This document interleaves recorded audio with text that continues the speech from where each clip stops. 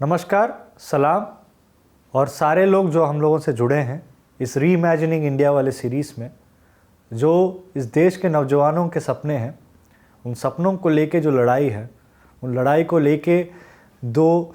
कुर्बानी दिया है और इस देश के लिए जो संघर्ष किया है उसका इतिहास और उन तमाम चीज़ों को लेके, उन तमाम सवालों को लेके, उन तमाम जवाबों को लेके जो हम लोगों की आज की बातचीत रहेगी, उसमें आपका स्वागत है। एक नौजवान होते हुए इस देश में आज के हालातों में मैं सोच सकता हूँ, समझ सकता हूँ, उस दर्द को महसूस कर सकता हूँ जो बाकी नौजवान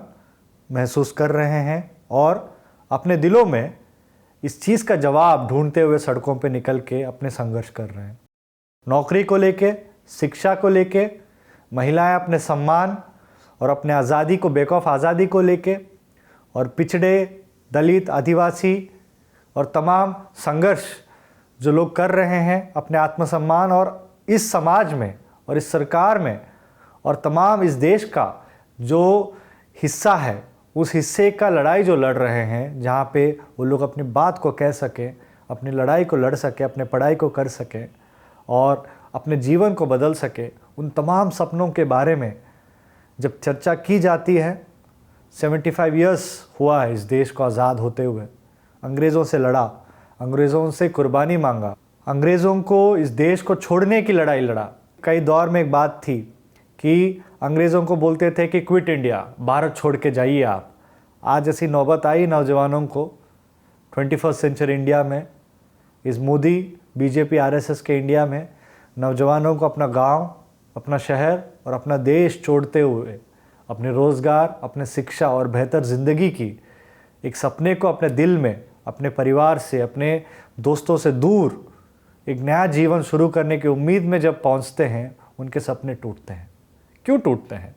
ऐसी क्या बात है जो नौजवानों के दिलों में है? जब कहने की कोशिश करते हैं, जब लड़ने की कोशिश करते हैं, उनको जेलों के अंदर बंद कर दिया जाता है। देशद्रोही के नाम पे हो, आतंकवादी के नाम पे हो, जो यूएपीए के दौर में हमने देखा, या तमाम फर्जी मुकदमे जो उनके ऊपर डाला गया है और उनको परेशान किया गया हमारी यूनिवर्सिटियों में, सड़कों पे या अपने घरों में। हमने देखा,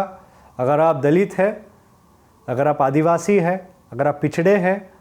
अगर आप मुस्लिम हैं, अगर आप क्रिश्चियन हैं, या पर अगर आप सिख हैं या इस देश के माइनॉरिटी के हिस्से के हैं,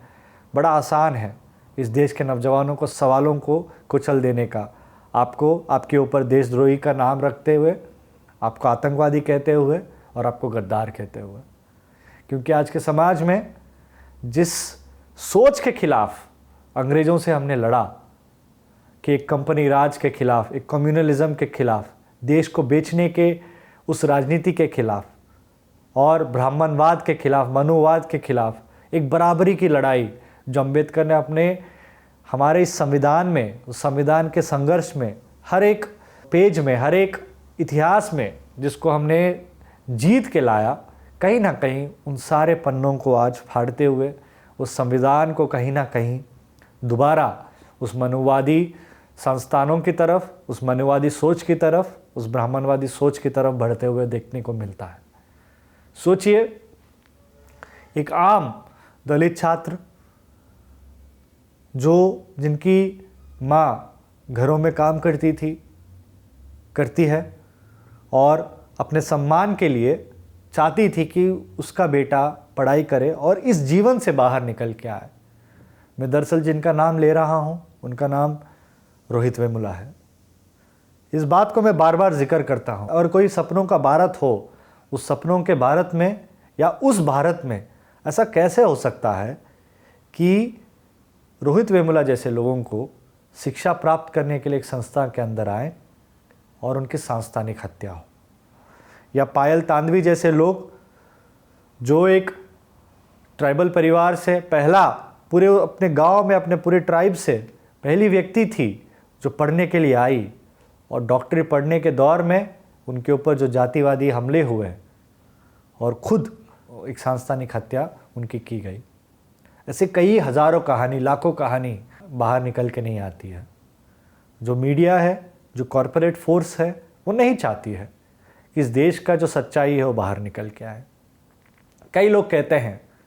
कि आप रोहित वेमुला के बारे में बात करते हैं, आप पायल तांडवी के बारे में बात करते हैं, आप जातिवादी व्यवस्था के बारे में बात करते हैं, आप इस देश में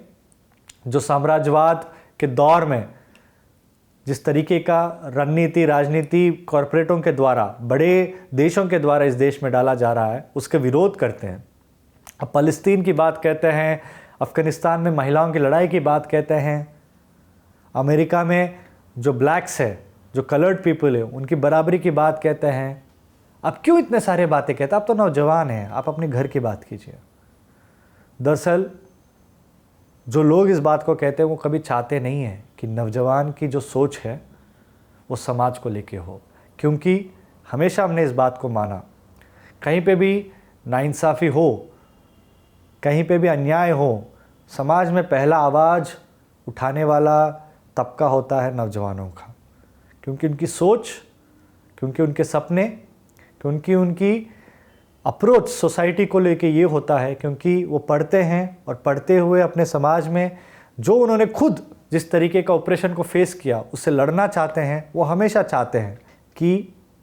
वो अपने गरीबी से, अपने पिछड़ेपन से लड़ते हुए एक बेहतर घर अपने लिए तैयार करें, एक बेहतर परिवार अपने लिए बनाएं, एक बेहतर समाज अपने लिए बनाएं, ताकि उनके जो दोस्त हैं, उनके बच्चे जो है उनकी तरह ऑपरेशन फील ना करें। जब ये इस बात को लेके सोचते हैं, जाहिर सी बात है उनकी एम्पैथी, उनकी सॉलिडारिटी उन तमाम आंदोलनों से होगा जो पूंजीवाद के खिलाफ, जो नस्लवाद के खिलाफ, जो महिलाएं पितृ सत्ता के खिलाफ लड़ रहे हैं, जो तमाम जगहों पे माइनॉरिटीज़ एक पूरे डोमिनेंस के खिलाफ लड़ रहे हैं, या कहीं पे भी दुनिया में अन्याय होता है उस अन्याय के खिलाफ खड़े होते हैं। शायद आपको याद है, या याद करने का हम लोगों को ज़रूरत है, कि दुनिया के हर इतिहास में, हर आंदोलन में, हर उस भूमिका जिसको कह सकते हैं कि दुनिया को बदलने वाला मोड़ है, उस हर मोड़ में नौजवानों का एक बहुत बड़ा भूमिका रहा है। अब 1960s में फ़ी हाइक हुआ था फ्रांस में, उसके खिलाफ पेरिस में बड़े बड़े आंदोलन के बारे में ले लीजिए। अमेरिका में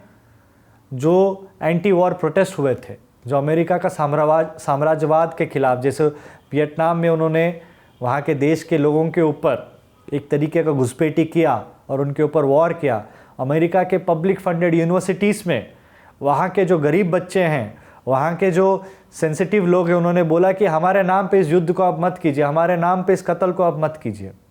साउथ अफ्रीका में जो अपार्थाइड के खिलाफ, वहाँ के पब्लिक यूनिवर्सिटीज़ में भेदभाव के खिलाफ रंग के आधार पे जो निकल के आए और लड़े हैं, बोला कि हमारे नाम पे मत कीजिए। मलेशिया, इंडोनेशिया, कोई भी देश आप उठा के देख लीजिए, हर जगह पे नौजवानों का एक लंबा इतिहास रहा है अपने देश को और अपने समाज को और अपने ही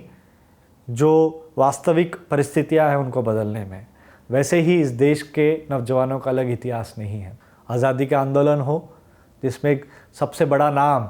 भगत सिंह का जो लोग लिया जाता है, शहीद भगत सिंह, खुदाराम बोस, कई नौजवानों का शहादत से जो पूरा हमारे आज़ादी की लड़ाई लड़ी गई, जो सांप्रदायिकता के खिलाफ, जो साम्राज्यवाद के खिलाफ और अंग्रेज़ों की लूट और इस देश में जातिवादी व्यवस्था है उसके खिलाफ एक बराबरी की लड़ाई उन्होंने लड़ा। उसकी एक इतिहास ही नहीं बल्कि एक विरासत है जिसको इस देश में आगे ले जाने के लिए तमाम प्रयास किया गया। 1970s में इमरजेंसी के खिलाफ आंदोलन हो, 1960s में जो गरीब किसान फ्यूडलिज्म के खिलाफ जो लड़ाई लड़े हैं, जो नक्सलबरी से एक आंदोलन निकल के आई, वहाँ पे नौजवानों ने बराबरी की लड़ाई, जो किसानों की लड़ाई निकाले हैं, जो लड़े हैं, जो 80 के दशक में यूनिवर्सिटीज़ में जो प्राइवेटाइज़ करने की पूरी कोशिश चली, उसके खिलाफ एक पूरी लंबी लड़ाई इस देश में हो, या 90 के दौर में जब LPG रिफॉर्म्स के नाम पे पब्लिक यूनिवर्सिटीज़ को पूरे बेचने की प्रयास किया, या जब मंडल कमीशन के रिकमेंडेशंस को लागू करने के लिए जब सरकार का बात निकल के आई और सोशल जस्टिस के खिलाफ एक पूरी आंदोलन जिस तरीके से इस देश में निकल के आया, और एक सांप्रदायिकता, बाबरी मस्जिद के ढांचा को गिराने में आरएसएस और बीजेपी की जो नफरत की राजनीति रही है उसके खिलाफ जो नौजवानों की एक बड़ा भूमिका रही, पूंजीवाद के खिलाफ, सांप्रदायिकता के खिलाफ और साथ साथ जातिवादी व्यवस्था के खिलाफ 90 के दौर से लेके आज के इस मोदी एरा के दौर में हमको सड़कों पे इसको देखने को मिलता है। लोग हमसे पूछते हैं, आप जातिवादी व्यवस्था का निंदा करते हैं, आप सांप्रदायिकता का निंदा करते हैं, प्रतिसत्तिक सोच, पेट्रियार्की के सोच के खिलाफ आप लड़ते हैं, अब बराबरी की लड़ाई लड़ते हैं। आपका क्या सपने हैं, आपकी क्या सोच है, आपका क्या विजन है, आप बताइए। क्योंकि जो लोग कोई भी पॉलिसी लागू कर रहे हैं, जैसे आप 21वीं सदी का नेशनल एजुकेशन पॉलिसी 2020 जो मोदी सरकार ने पिछले साल थोपा हम लोगों पे, उसको लेके देख लीजिए, कहते हैं कि ये तो बढ़िया है। आप देख लीजिए, जो मोनेटाइजेशन के नाम पे 6 लाख करोड़ के इस देश के संपत्ति को बेच रहा है, ये भी एक पॉलिसी है सरकार का। या जो जिस तरीके से पब्लिक फंडेड यूनिवर्सिटीज़ को, कॉलेजों को, स्कूलों को बंद किया जा रहा है, टीचरों की नियुक्ति नहीं किया जा रहा है, ये भी सरकार का एक पॉलिसी है, बेहतर करना चाहते हैं। आपका क्या पॉलिसी है? कई बार किसी चीज़ का निंदा करते हुए, किसी चीज़ का आलोचना करते हुए जो बातें हम कहना चाहते हैं वो भूल जाते हैं। आज के इस माध्यम से, इस री इमेजिनिंग इंडिया में हम कुछ बातें शेयर करना चाहते हैं। जब हम किसी पॉलिसी का निंदा करते हैं, हम चाहते हैं कि जब बराबरी का लड़ाई ऐसी नहीं मिली जाती है, जब सरकार के पास पिछले 7 साल का आंकड़ा मैं बता रहा हूँ, मोदी सरकार आने के बाद पिछले 7 सालों में बड़े उद्योगपतियों का करीब 10 लाख करोड़ से ज़्यादा टैक्स वेव कर दिया है। 10 लाख करोड़ से ज़्यादा, ये सरकार ने अपने बजट के डॉक्यूमेंट में दिया हुआ आंकड़ा है। और मैं नॉन परफॉर्मिंग एसेट्स एनपीए, जो बड़े बड़े कंपनीज को जो राइट ऑफ कर दिया गया है, उस आंकड़ों पे जा ही नहीं रहा हूँ, वो भी लाखों करोड़ में है। अब मिला के देखेंगे ये किसका संपत्ति है? जनता का है। हमारी मांग क्या है? बहुत सिंपल मांग है कि अगर आप जिस मोहल्ले में रहते हैं, आप जिस शहर में रहते हैं, जिस गांव में रहते हैं, हम वहाँ पे पब्लिक फंडेड स्कूल चाहते हैं कि उस मोहल्ले का लोग, उस गांव के लोग, उस शहर के लोग 1 किलोमीटर के दूरी में अपना स्कूल, अपना कॉलेज और अपना शिक्षा प्राप्त करने के लिए जाएं। कॉमन स्कूलिंग सिस्टम, क्योंकि जब एक ही मोहल्ले के लोग एक स्कूल जाते हैं, जो एक परंपरा इस देश में धर्म के नाम पे, जाति के नाम पे अपने घरों में दी जाती है कि आप किसी का भेदभाव कीजिए, धर्म के नाम पे, जाति के नाम पे, रंग के नाम पे, लिंग के नाम पे। जब बच्चे एक साथ पढ़ते हैं और उस स्कूल में सारे ऐसा व्यवस्था हो जो बाकी स्कूल, प्राइवेट स्कूलों से ज़्यादा बेहतर, और टीचर्स की परमानेंट नियुक्ति हो ताकि उनको तनख्वाह मिले अच्छे से, ताकि वो भी पढ़ाएं, और ऐसा सिलेबस हो जिससे स्टूडेंट्स की एक ग्रोथ हो, तब जो इस सोसाइटी में अन्याय है उससे लड़ने का ताकत आप एक नया पीढ़ी को देंगे। हम चाहते हैं हर मोहल्ले में, हर गांव में, हर शहर में जैसे कॉमन स्कूलिंग सिस्टम हो, वैसे एक कम्युनिटी हेल्थ केयर सिस्टम हो।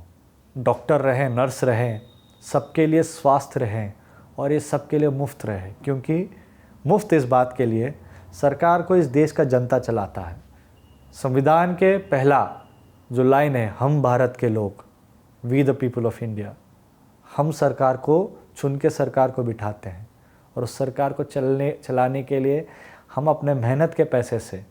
टैक्स के रूप में देते हैं। जब वो पैसा हम पे नहीं खर्च करते हैं, बड़े बड़े उद्योगपतियों को 10 लाख करोड़ से ज़्यादा, मैं 7 साल का आंकड़ा दे रहा हूँ, अगर हम 20 साल 30 साल का आंकड़ा देंगे तो वो शायद हमारे समझ से और हमारे इमेजिनेशन से दूर निकल जाता है। जब वो पैसे अगर सोचिए हमारे स्कूलों पे, हमारे स्वास्थ्य व्यवस्था पे खर्च किए रहता, तो आज इस कोविड के दौरान हम लाखों की संख्या में जो अपनों को खोया है, क्योंकि हमें बेड नहीं मिला, ऑक्सीजन नहीं मिला, डॉक्टर नहीं रहे, या घर में पैसे नहीं थे, ये नौबत नहीं आता। हमारा ये सपना है कि हम अपनों को कभी इस बात के लिए ना खोएं कि जेब में पैसा नहीं है, हम अस्पताल में किसी का भर्ती नहीं करा सकते। हम इसीलिए अपनों को नहीं खोना चाहते हैं कि अस्पताल में तो हम लेके गए हैं बट वहाँ पे डॉक्टर नहीं है। और लाखों बच्चे पूरे कोविड के दौरान या इस पूरे 7 साल के बीच में मिड डे मील नहीं होने की वजह से, टीचर नहीं होने की वजह से, खासकर कोविड के दौरान इंटरनेट की सुविधा नहीं होने की वजह से पढ़ाई से दूर हुए हैं। ऐसी कौन सी भारत है, ऐसे कौन से समाज है जहाँ पे हम अपने लोगों को शिक्षा नहीं दे पाते? अब सोचिए, अगर स्कूलों में, अस्पतालों में टीचरों की, डॉक्टरों की नियुक्ति अगर होगा तो किसको रोज़गार मिलेगा? इस देश के नौजवानों को मिलेगा। इस देश के नौजवानों को एक मौका मिलेगा कि एक नया भारत बनाने के लिए, जहाँ पे वो लोगों को पढ़ाएंगे भी और लोगों को स्वास्थ्य भी रखेंगे। और जब ये सारा चीज़ होगा, इसके साथ साथ इंडिया को एक नॉलेज हब बनाना है। जब मैं नॉलेज हब की बात कहता हूँ, इस बात को लेके क्या है, इस देश के आबादी में ठीक ठाक संख्या 50% से ज़्यादा आगे आने वाले 20-30 साल में नौजवान होने जा रहे हैं। उन नौजवानों को कैसे शिक्षित करेंगे, कैसे स्वस्थ रखेंगे, कैसे उनके लिए रोज़गार देंगे, और रोज़गार का माध्यम क्या होगा?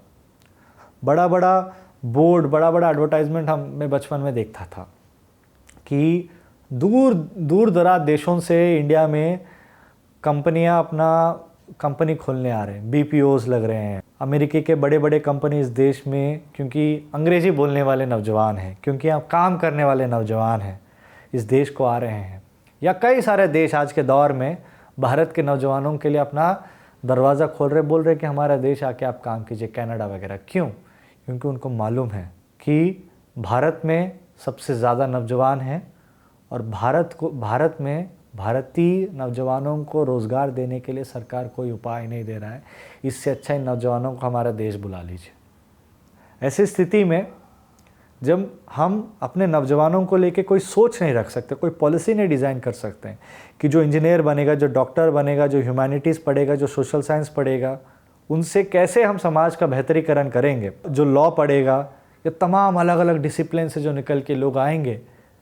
जो रिसर्च करेंगे, उनसे किस तरीके का एक नया भारत बनाने का हम लोग एक योजना बनाएंगे। इसका जब तक हमारे पास एक ब्लूप्रिंट नहीं रहेगा, जाहिर सी बात है कि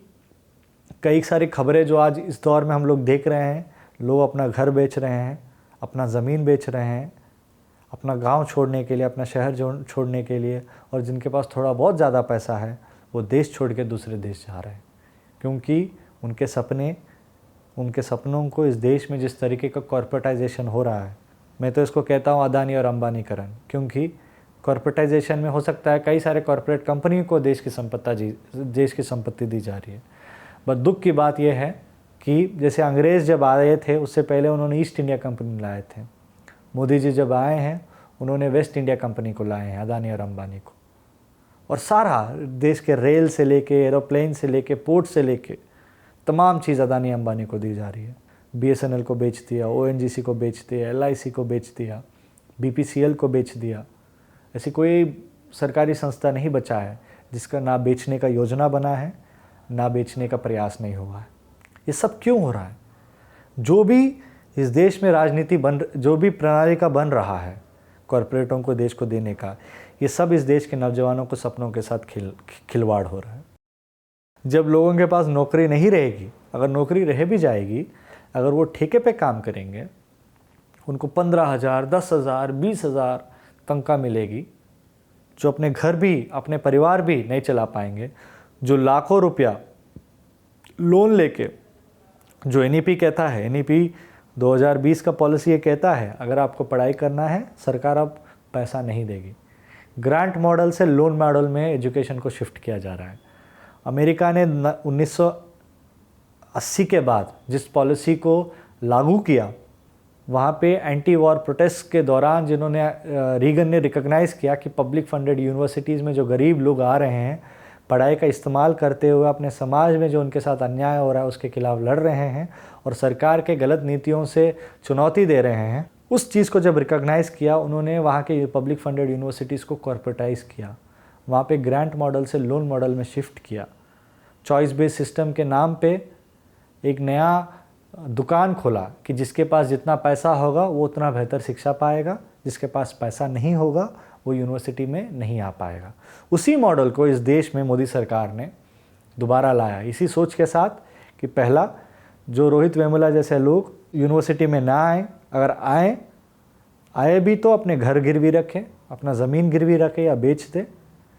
या इतना पैसा दे कि वो सरकार की आलोचना ना कर पाए, क्योंकि उनको हमेशा इस बात की चिंता रहेगी कि इस पैसे को चुकाने के लिए मैं कौन सी नौकरी करूं। सोचिए, जो 10 लाख 20 लाख रुपए खर्च करके इंजीनियरिंग करेगा या पॉलिटिकल साइंस पढ़ेंगे, या 1 करोड़ रुपया जो आज के दौर में मैनेजमेंट सीट खरीद के जो MBBS पढ़ना चाहते हैं, वो अगर 15,000 20,000 30,000 की नौकरी, आम नौकरी जिसमें कोई PF नहीं है, कोई सिक्योरिटी नहीं है, अगर वो करेंगे तो क्या सच में वो अपना ज़िंदगी जी पाएंगे? एक नए दौर की गुलामी इस देश में कॉर्पोरेट इंडिया के नाम पे, कॉर्पोरेटाइजेशन के नाम पे, अदानी और अंबानीकरण के नाम पे इस देश में लागू किया जा रहा है। सरकार बड़े चौड़ाई के साथ इस बात को कह रहा है, हम तो सामाजिक न्याय के पक्ष में खड़े हैं, बट सरकार इस बात को नहीं कह रहा है कि हम जिस संस्थानों का निजीकरण कर रहे हैं, जो प्राइवेट संस्थाएं हैं, जो कॉर्पोरेट संस्थाएं हैं, वहाँ पे हम सामाजिक न्याय को लागू करेंगे, वहाँ पे आरक्षण को लागू करेंगे। या सरकार इस बात को नहीं कह रहा है को जो JNU में जो सोशल जस्टिस का पॉलिसी है, बहुत सुंदर पॉलिसी, से बेहतर करने का ज़रूरत है, जहाँ पे आरक्षण तक सीमित नहीं है, बल्कि जो लोग सरकारी स्कूल में या गरीब इलाकों में, पिछड़े इलाकों में पढ़ के आते हैं, या अगर महिलाएं हैं जो सामाजिक तरीके से उनको अपॉर्चुनिटी नहीं मिलती है, उन सब लोगों को डिप्रिवेशन पॉइंट दिया जाता है, जो जिनको हम क्वार्टाइल डिस्ट्रिक्ट कहते हैं, जो वो वाले डिस्ट्रिक्ट है जहाँ पे लोग अपने तकलीफ़ के साथ पढ़ते हैं, उनके पास अपॉर्चुनिटी नहीं रहता है, बल्कि संघर्ष करके लड़ते हैं, पढ़ते हैं। उस संघर्ष को यूनिवर्सिटी सिस्टम रिकॉग्नाइज़ करता है। ऐसी क्यों नहीं इस देश में बात की जाती है कि सारे यूनिवर्सिटीज़ में, स्टेट, सेंट्रल और प्राइवेट यूनिवर्सिटीज़ में डिप्रिवेशन पॉइंट्स को लागू किया जाएगा आरक्षण के साथ, ताकि जो गरीब लोग हैं, जो वंचित लोग हैं, जो संघर्ष करके अपना पढ़ाई करते हैं, उन संघर्ष को सलाम करते हुए उनको पढ़ने का एक अपॉर्चुनिटी दिया जाएगा। ये हमारा विज़न है। इसके बारे में कभी बात नहीं किया जाता। अगर करेंगे तो आपके ऊपर UAPA लगता है, अगर आप करेंगे आपको देशद्रोही बोला जाता है।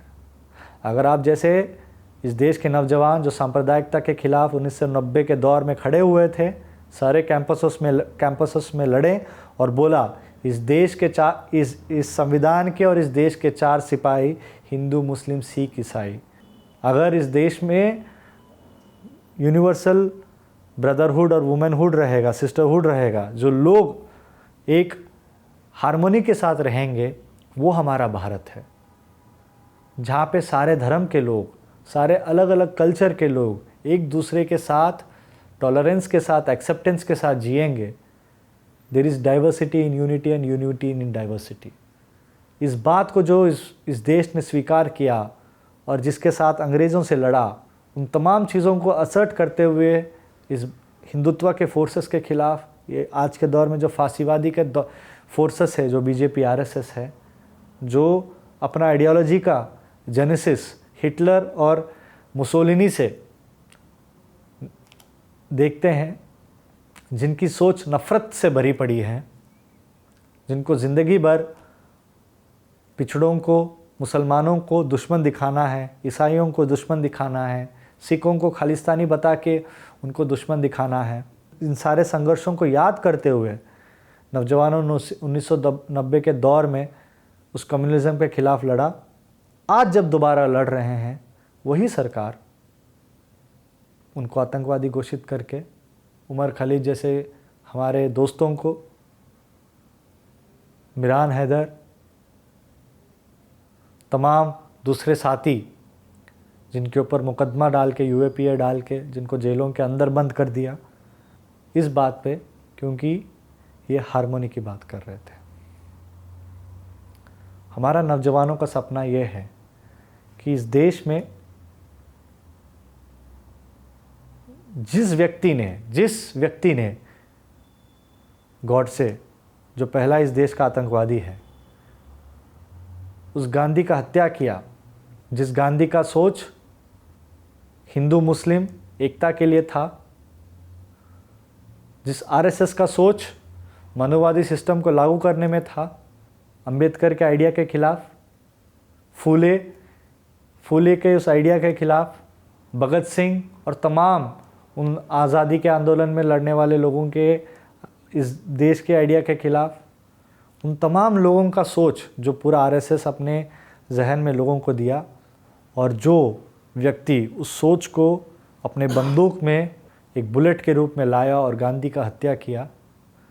उस आदमी को देशभक्त मानने वाले लोग आज इस देश में संसद में मेंबर ऑफ पार्लियामेंट बन के बैठे हैं, सरकार में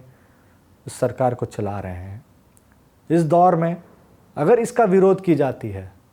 तो उन नौजवानों का सपना है कि ये भारत भारतीयों का रहे, जहाँ पे जिन भारतीयों को हर किसी से प्रेम हो, हर किसी के साथ हार्मनी हो,